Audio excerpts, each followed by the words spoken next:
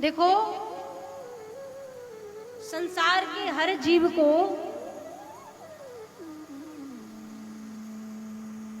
तीन ऋण चढ़े हुए हैं और ऐसा कोई नहीं जो उस ऋण से बचा है।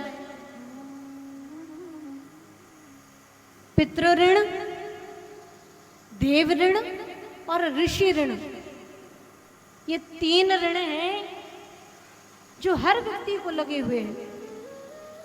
तो ये तीन ऋण उतरते कैसे हैं? देव ऋण, देवताओं का ऋण भी हमारे ऊपर है। कैसा ऋण? अग्निदेव का ऋण है। अग्निदेव ना होते तो भोजन कैसे पकाते? वरुण देव ना होते तो जल कहां से मिलता? तो ये देवताओं के जो ऋण हैं, वायु ना होती तो श्वास कैसे लेते?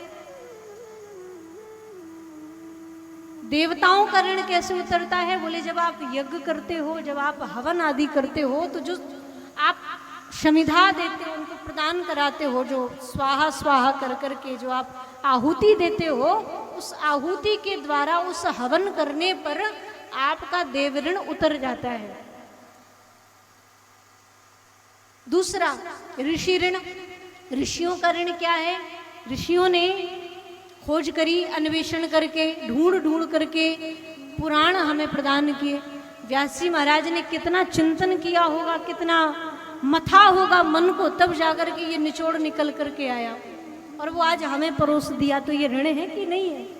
हमें भागवत जैसा महापुराण दिया, श्री रामचरितमानस जैसा दिव्य महापुराण दिया, महाभारत जैसा पुराण दिया, विष्णु पुराण, गरुण पुराण, मत्स्य पुराण, बाराह पुराण, नारद पुराण, कूर्म पुराण, स्कंद पुराण, कितने पुराण गिने जाए महाराज।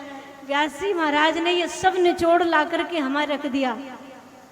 हम इससे कुछ सीखें, इनके अनुरूप चलें, पुराणों के आधार पर जीवन जिए। तो ये उन ऋषियों का ऋण है जो अन्वेषण करके, खोज करके उन्होंने हमें दिया है।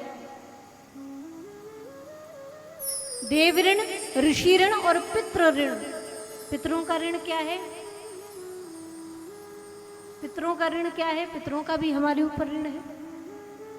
जो हमारे पितृ चले गए, उन सब ने हमें क्या दिया? एक वंश परंपरा दी है,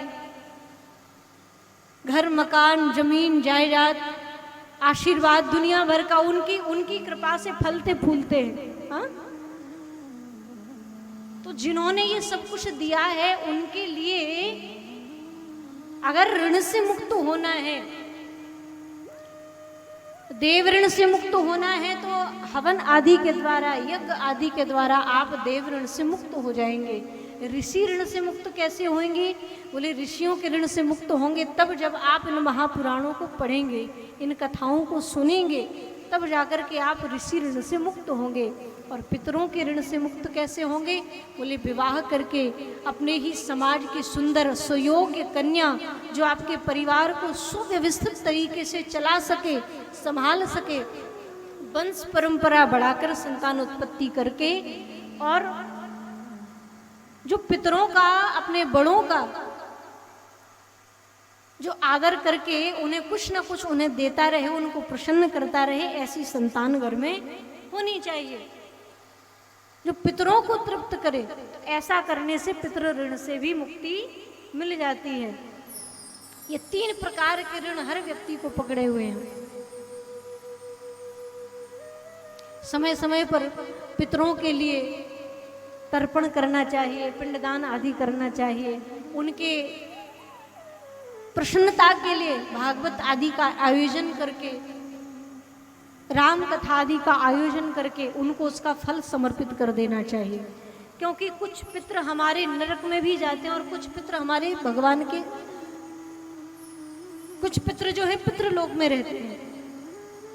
तो जो नरक में पड़े हुए पितृ हैं, उनकी तृप्ति के लिए, उनके उद्धार के लिए भागवत आदि का संकल्प लेके यदि किया जाता है, तो उनको नरक से मुक्ति मिलकर के भगवान के उन्हें पितृलोक की प्राप्ति होती है।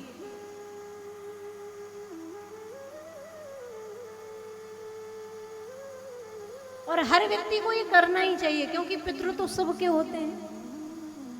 पूर्वज तो सबके हैं ना, तो पूर्वजों के उद्धार के लिए हमें कुछ न कुछ दान पुण्य भागवत कथा श्रवण आदि करते ही रहना चाहिए। से पितरों की तृप्ति होती है।